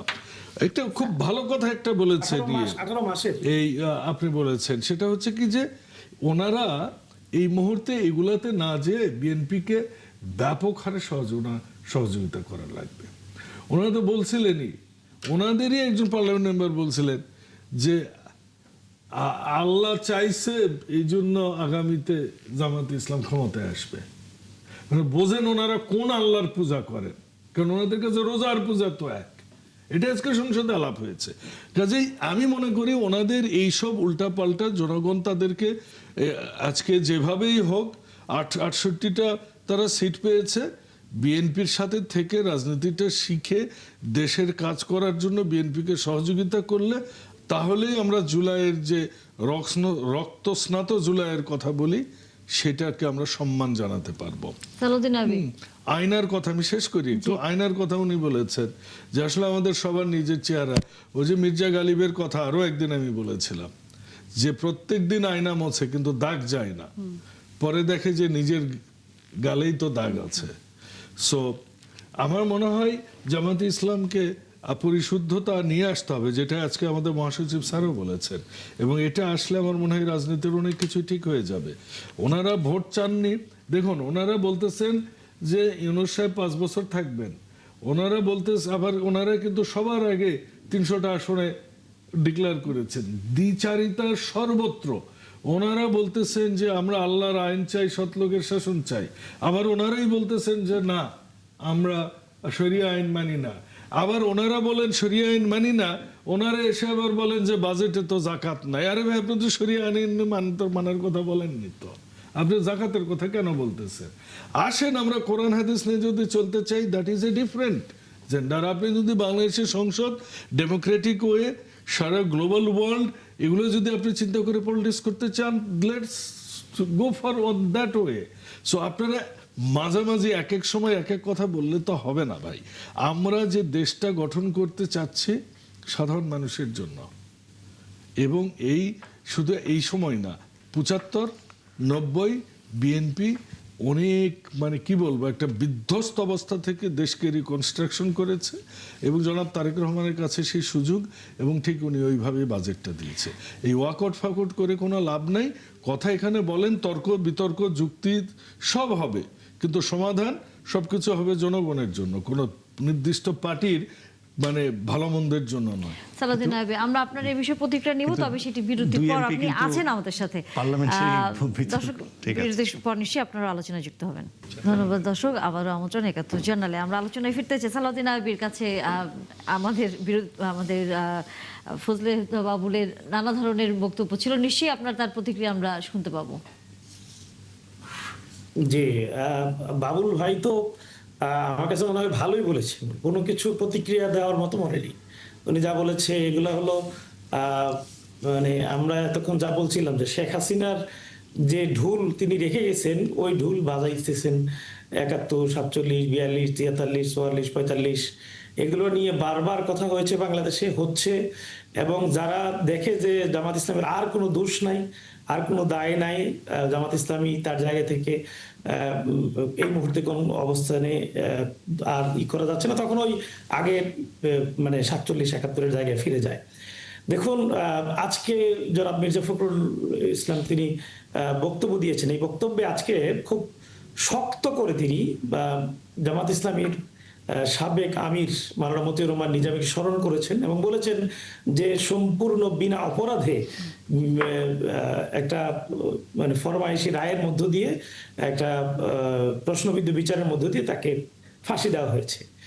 এটা তিনি কিন্তু বলেছেন যে তিনি নির্দোষ বিনা অপরাধে করেছেন। আবার মির্জা ফখরুলের কেউ যদি বলেন যে নিজামী সাহেবের দল অপরাধী, তখন তো আসলে বুঝতেই হয় যে তিনি আসলে তার দলকে কতটুকু ধারণ করেন, তিনি কতটুকু আসলে চিন্তাটাকে করে কথা বলেছেন, নাকি এই মুহূর্তের ট্রেনটাকে চিন্তা করে একটা মনে আসলো আর বলে দিলাম। এগুলো আসলে বাস্তবতার সাথে একেবারে অমিল। নিজেদের অপরাধগুলোকে ঢাকার জন্য তখন ওগুলোকে নিয়ে আসা হয়। আমরা দেখেছি যে শেখ হাসিনার সময়ও বা আওয়ামী লীগের সময়ও তার সময়ের যত অপরাধ অপকর্ম এগুলো যখন সামনে আসতো তখনই সব বিষয়কে সামনে বাদ দিয়ে দায়টা বর্তমান বিএনপি সরকার তাদের কি একত্রের উপর অপরাধ চাপিয়ে দেওয়া ঢাকার হয়েছে। জন্য এই বিষয়টা সামনে নিয়ে আসছে বলে আপনার কাছে মনে হয়? জি জি, মানে বর্তমানে বিএনপি সরকার তাদের কি অপরাধ ঢাকার জন্য আপনাদের এই বিষয়গুলো সামনে নিয়ে আসছে?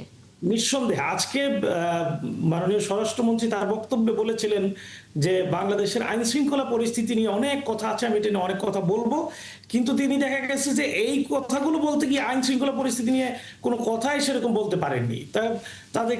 তিনি বারবার বলছেন যে টিআইবি রিপোর্ট করেছেন এটা বলে তিনি শেষ করে দিয়ে টিআইবি রিপোর্ট পত্রিকা নির্ভর, এটার সাথে বাস্তবতার মিল নাই, এই সেই বলে শেষ করে দিয়েছেন।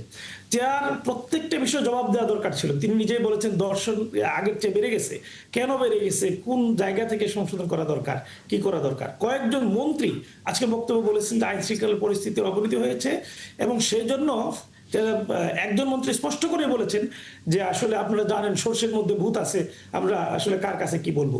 অর্থাৎ মন্ত্রীরা এমপিরা একাধিক এমপি আইন শৃঙ্খলা পরিস্থিতির কথা বলতে গিয়ে মাদকের কথা বলেছেন, যে মাদকের অত্যাচারে মাদকের কারণে যুবকরা নষ্ট হয়ে যাচ্ছে।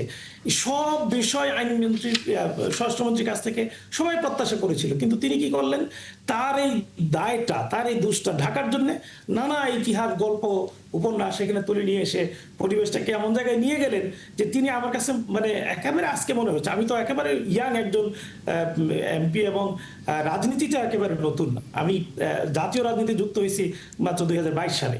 এই অল্প সময়ের মধ্যে আমার কাছে মানে এখন আমার স্পষ্টই আজকে এখান থেকে গিয়ে আমি নামাজ পড়ে মনে হচ্ছিল যে আজকে রাজনীতি থেকে পদত্যাগ করি।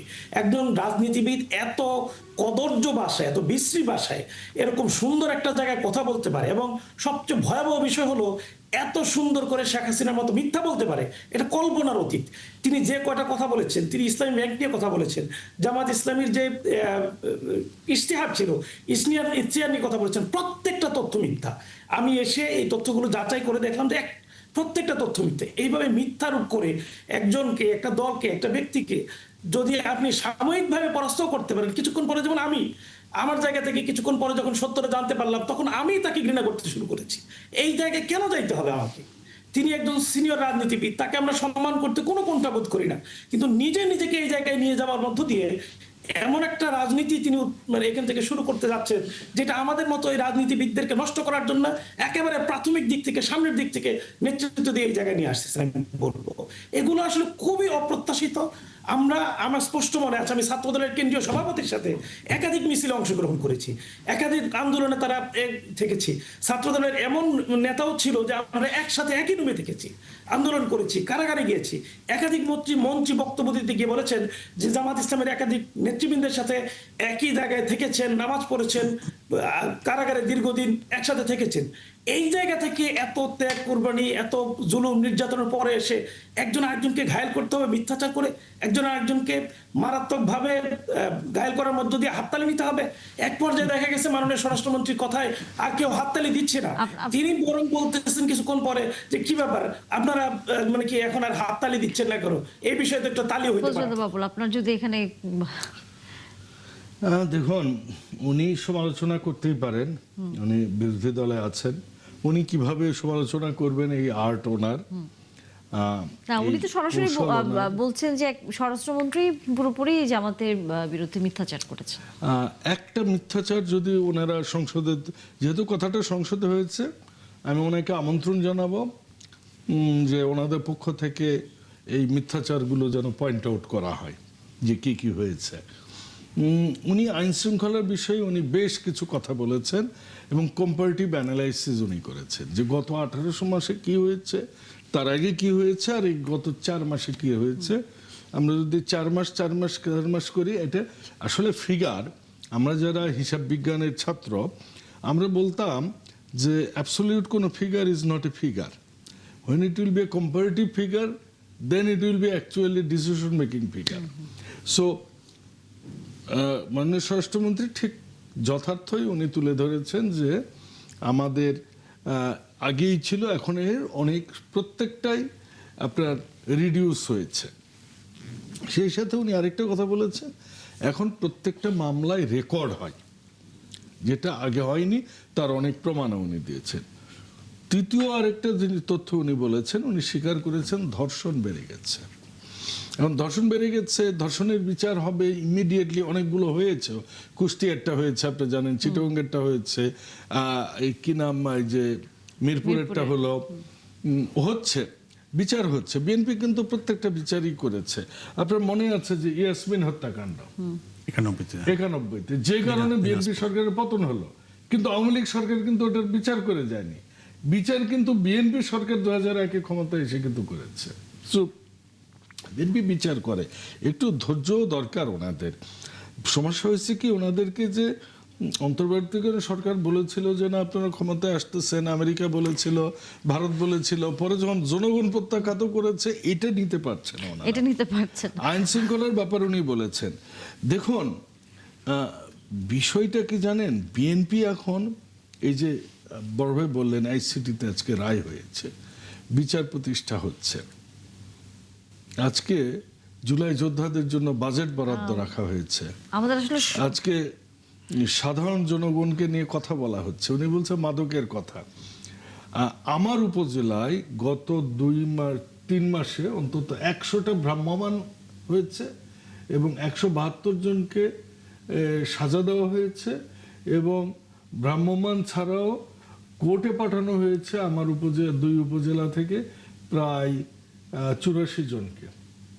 সো এই কাজ হচ্ছে এবং এটা অলমোস্ট আমরা আপনারা মনে করছেন আপনারা সুশাসন চেষ্টা করে যাচ্ছেন, কিন্তু আমরা যদি সফল না হই, ওনারাও কিন্তু সরকারের পার্ট।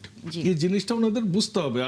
আমার মনে হয় ওনাদের এখনো বুঝে পান নাই যে ওনারাও সরকারের পার্ট, ওনারা সরকারের বাইরের লোক না। তো যেমন সংসদে আমিও কিন্তু বেসরকারি সদস্য, সালাউদ্দিন আইয়ুবী ভাইও বেসরকারি সদস্য, শুধু মাননীয় প্রধানমন্ত্রী এবং মন্ত্রিপরিষদ বিভাগ হচ্ছে সরকারি সদস্য। তো এই জিনিসটা যে বিএনপি ব্যর্থ হলে বিরোধী দল সফল হবে এটা কিন্তু নয়। নিশ্চয়ই সালাউদ্দিন আইয়ুবীর কাছ থেকে হয়তো আমরা এই বিষয়ে বিস্তারিত আরো হয়তো আলোচনা করতে পারতাম, তবে আপনাকে ধন্যবাদ দিতে হচ্ছে কারণ আমাদের সময় একেবারে শেষ। বিরোধী দলও ব্যর্থ হয়ে যাবে যদি সরকারি দল ব্যর্থ হয়, এরকম একটি আসলে বক্তব্য বলছিলেন সরকারি দলের এমপি। এই প্রসঙ্গে আপনার একটু মন্তব্য নেব, তবে সেইটি বিরতির পর আসলে আমাদেরকে নিতে হচ্ছে, সময়ের কিছুটা স্বল্পতা আমাদের আছে। দর্শক বিরতির পর নিশ্চয়ই আবার যুক্ত হবেন। ধন্যবাদ দর্শক, আবার আমন্ত্রণ একত্র জানালে আমরা অন্য একটি প্রসঙ্গে যাও। তবে শামসুল আলম লিটন, আপনার কাছে একটা প্রশ্ন রেখে গিয়েছিলাম আমরা, যে এই যে বিরোধী দলও ব্যর্থ হবে যদি সরকারি দলও ব্যর্থ হয়ে যায়। না, ব্যর্থ আসলে যে একটা সিস্টেম যদি ডেভেলপ করে তখন এটা ব্যর্থতার অথবা সফলতার, পুরোপুরি সফলতার কোনো প্রশ্ন তখন আসে না। কারণ কোনো পৃথিবীতে যেমন ইউনিভার্সাল ট্রুথ বলে পলিটিক্সে কিছু নাই। হ্যাঁ, তো সেখানে ডেমোক্রেসি হচ্ছে এরর অ্যান্ড ট্রায়ালের ব্যাপার, এবং পার্লামেন্টকে আমরা আসলে পার্লামেন্ট আকারে দেখতে চাই। পার্লামেন্ট কাদা ছড়াছড়ি এবং যেই শেখ হাসিনা 15 বছরের যে দুঃশাসন এবং ফ্যাসিবাদের মধ্য দিয়ে অনেকগুলো অসুবিধা আমাদের সামনে রেখে গেছে, জাতীয় অনৈক্য, আমাদের যে সোশ্যাল ফেব্রিক এবং রাজনৈতিক সংস্কৃতি, সব কিছুই আমরা বলতে গেলে সব কিছু মানে কি হয়তো 98-99% আমরা লুজ করেছি। সুতরাং এটাকে ফিরিয়ে আনা এই সংসদের দায়িত্ব, এবং এই সংসদে মানুষ দেখবে গণতন্ত্রের জন্য এবং জাতীয় ইস্যুগুলোতে, এই যে এখন মধ্যপ্রাচ্য ক্রাইসিস শেষ হয়ে যায় নাই, এই ইস্যুগুলোতে দলগুলো সংসদে একসঙ্গে কাজ করে, আমাদের পার্শ্ববর্তী দেশে যেভাবে কাজ করে এবং পৃথিবীর অন্যান্য দেশে, এবং রাজনীতির বিষয়গুলো নিয়ে তারা সংসদে হার্ডকোর আলোচনা করে, বিতর্ক করে জনস্বার্থে। কারণ বিরোধী দল যখন পয়েন্টগুলো তোলে তখন সেটি কিন্তু জনস্বার্থের আলোকেই তোলে। এখন কথা হচ্ছে যে আমাদের সংসদে কি পুরোটা হচ্ছে? আমাদের সংসদে কি আমরা কি অস্থিরতার একটা স্বরূপ দেখতে পাচ্ছি না? এই প্রশ্নের উত্তরগুলো নিশ্চয়ই আমরা সামনের দিনগুলোতে আমরা পাবো। আমাদের আলোচনাটা আসলে এখানেই থামাতে হচ্ছে। আমরা একটু অন্য প্রসঙ্গে যেতে চাই। যুক্ত হয়েছেন আমাদের সাথে আরেকজন অতিথি, ডক্টর খন্দকার মোবাশ্বের আহমেদ, শিশু রোগ বিশেষজ্ঞ। অনেক ধন্যবাদ ডক্টর খন্দকার মোবাশ্বের আহমেদ, যুক্ত হয়েছেন আপনি আমাদের সাথে। সেটি হচ্ছে আমরা ভিটামিন এ ক্যাপসুল আমরা জানি যে সরকার আজকে থেকে সেটির ক্যাম্পেইন শুরু করেছে। একই সাথে হামে রোগীর যে শিশু সেটি মারা যাওয়ার সংখ্যাটিও এখন আসলে হাজার ছুঁই সেরকম অবস্থাও আসলে দাঁড়িয়েছে। সব মিলিয়ে আপনার কাছে কি মনে হয় যে ভিটামিন এ ক্যাপসুলের যে ক্যাম্পেইনটি শুরু হয়েছে তাতে সামনের দিনগুলোতে আমরা শিশুদেরকে কি সুরক্ষা পুরোপুরি দিতে পারবো? আচ্ছা, এখানে ভিটামিন এর সাথে মিজেলসের একটা সম্পর্ক এরকম যে ভিটামিন এর অনেকগুলো রোল আছে। একটা অন্যতম রোল হচ্ছে রোগ প্রতিরোধ ক্ষমতা বাড়ায়। এছাড়া আমাদের শরীরের যে ইপিথেলিয়াল লাইনিং গুলা ইমপ্রুভ করে, যার ফলে ভিটামিন এটা আমাদের টেক্সট বুকেই লেখা আছে যে যে বাচ্চাটা ভিটামিন এর ঘাটতি থাকবে না বা ভিটামিন এ যাকে দেওয়া হবে তার মিজেলস রিলেটেড মর্টালিটি এবং মরবিডিটি কম হবে, মানে মিজেলস রিলেটেড যে জটিলতা বা মৃত্যু এটা কম হবে। তো এখন যেহেতু একই সাথে আমরা মিজেলস ভ্যাকসিনেশনও করেছি বা করছি এবং সাইড বাই সাইড এখন ভিটামিন এ ক্যাম্পেইনও শুরু হয়ে গেছে, তো আমরা একটা মানে কম্বাইন্ড একটা সিনার্জিস্টিক ইফেক্ট আমরা ভালো কিছুর প্রত্যাশা অবশ্যই করি। আপনার কাছে কি মনে হয় যে আমরা একসময় আশা করেছি যখন টিকাটি দেওয়া শুরু হয়েছে হামের বিশেষ করে সামনের দিনগুলোতে শিশু মারা যাওয়ার সংখ্যাটি কমে আসবে, কিন্তু সেভাবে কি আসলে কমে আসছে বলে আপনার কাছে কি মনে হচ্ছে বা সামনের দিনগুলোতে কি কমবে? কারণ এখন বিভিন্ন গণমাধ্যম তারা অনুসন্ধান করে যেটি বলছে বেশিরভাগ যে শিশু মারা গেছে হামে তারা কিন্তু টিকাটি পায়নি। এক্স্যাক্টলি, আমি এটাই বলতে চাচ্ছিলাম যে যে রোগীগুলা বাচ্চাগুলো এখন মারা যাচ্ছে এদের একটা বড় অংশ হচ্ছে তারা ভ্যাকসিনেশন কোনো কারণে পায়নি। একটা হতে পারে তার বয়সটা এতই কম যে সে ক্যাম্পেইনের রেঞ্জে পড়েনি, অথবা সে রেসপন্স করেনি, ভ্যাকসিন তার এলাকায় গিয়েছে বা সে ওই ক্যাম্পেইনে সাড়া দেয়নি। আর আরেকটা অংশ হচ্ছে যে যে বাচ্চাগুলি মারা যাচ্ছে, রিসেন্টলি আমি কয়েকটা মেডিকেলের খবর নিয়েছি যে এই বাচ্চাগুলো দেখা যায় অ্যাসোসিয়েটেড কোমরবিডিটি থাকে। দেখা গেল একটা বাচ্চা আগে থেকেই মারাত্মক অপুষ্টিজনিত কারণে হাসপাতালে ভর্তি, এবং আমরা প্রচুর রোগী পাই যারা মিজলস নিয়ে আসে না, অন্য একটা রোগ নিয়ে সে ভর্তি। বিশেষ করে আমি যেহেতু গ্যাস্ট্রোএন্টারোলজিস্ট, অপুষ্টি রোগীগুলো আমার আন্ডারেই থাকে, তো এরা মিজলসে আক্রান্ত হয়ে গেলে এটা একদম মানে ডেঞ্জারাস অবস্থায় চলে যায়। আবার কিছু বাচ্চা হয়তো মারা গেছে, তার হয়তো অ্যাসোসিয়েটেড হার্ট ডিজিজ বা অন্য কোনো রোগ ছিল, কোমরবিডিটি থাকাতে ওই ডেথ গুলা হচ্ছে। কিন্তু শুধু মিজেলস জনিত মৃত্যু অবশ্যই কমেছে এবং এটা নিকট ভবিষ্যতে আরো কমে যাবে ইনশাল্লাহ। কারণ সায়েন্স তাই বলে, আমি আবেগে বলছি না, আমি সায়েন্টিফিক্যালি বলছি, মিজেলস এর আক্রান্তের সংখ্যাও কমে যাবে এবং মৃত্যু এবং জটিলতাও কমে যাবে। আমরা আসলে সেই প্রত্যাশা রাখতে চাই। ফজলুল বাবুল, আপনার কাছে যদি আসি, সেটি হচ্ছে যে সরকার তো টিকা এবং আমরা দেখছি যে ক্যাম্পেইন আমরা শুরু হয়েছে, কিন্তু আমরা একটা সময় আমরা টিকা না পাওয়া নিয়ে এক ধরনের আলোচনায় না গিয়ে যদি এটা আমরা আরেকটু নজরে আনি, সেটি হচ্ছে যে একটা সময় টিকা না দেওয়ার এক ধরনের অনুৎসাহিত করা হয়েছে দীর্ঘ একটা জনগোষ্ঠী, বিশেষ করে গ্রাম অঞ্চলে বলা যায় ধর্ম যারা প্রচার করেন বা ব্যবসা করেন, আমরা যে ভাষাতে বলি না কেন, তারা বলেছে যে এটা দেওয়ার কোনো দরকার নেই, এমনি বাচ্চা সুস্থ থাকবে বা এরকম করে বাধা দেওয়া হয়েছে। এই বিষয়গুলো মাথায় রেখে সামনে আসলে সরকারের কোনো পরিকল্পনা বা থাকবে কিনা? আমরা শুধুই কি ক্যাম্পেইন চালিয়ে যাবো নাকি তার পাশাপাশি এই সচেতনতাটাও আসলে আমাদের করা উচিত? হ্যাঁ, ধন্যবাদ।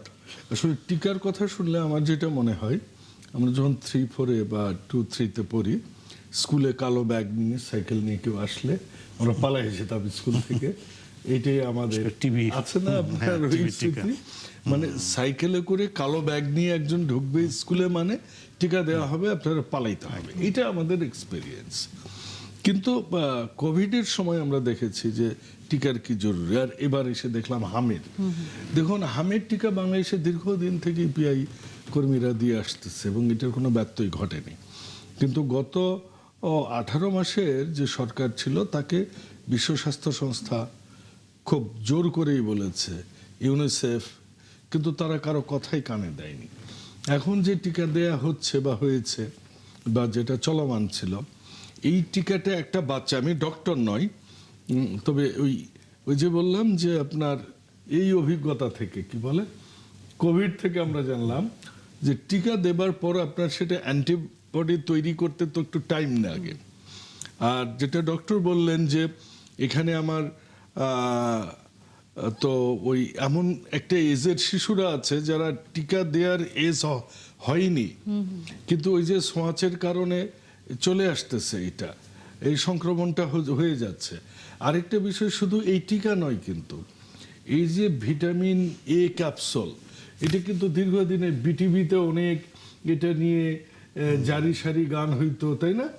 ওই চাপায়ের গম্ভীরা, তারপর অনেক ফোক সং দিয়ে আমরা এগুলা ব্যাপক প্রচারণা হতো ছোট, মানে আমরা যখন বিশ্ববিদ্যালয় সেই সময় 90 দশকে, এটা কিন্তু সব সময় হয়েছে। কিন্তু ভিটামিন এটাও দীর্ঘদিন আমরা কিন্তু এইভাবে দেখিনি। এগুলাতে কি হয়েছে, বাচ্চাদের আসলে যেটা কি বলবো, যে রোগ প্রতিরোধক ক্ষমতা হারিয়ে ফেলেছে।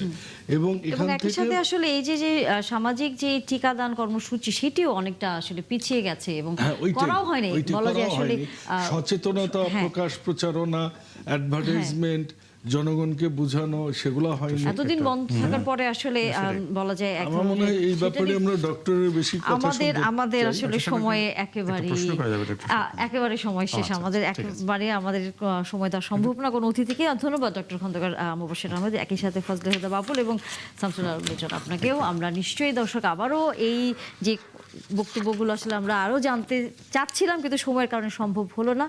আগামীতে নিশ্চয়ই আমরা সে বিষয়ে কথা বলবো। এতক্ষণ সাথে ছিলেন, তার জন্য ধন্যবাদ। দেখা হবে আবার।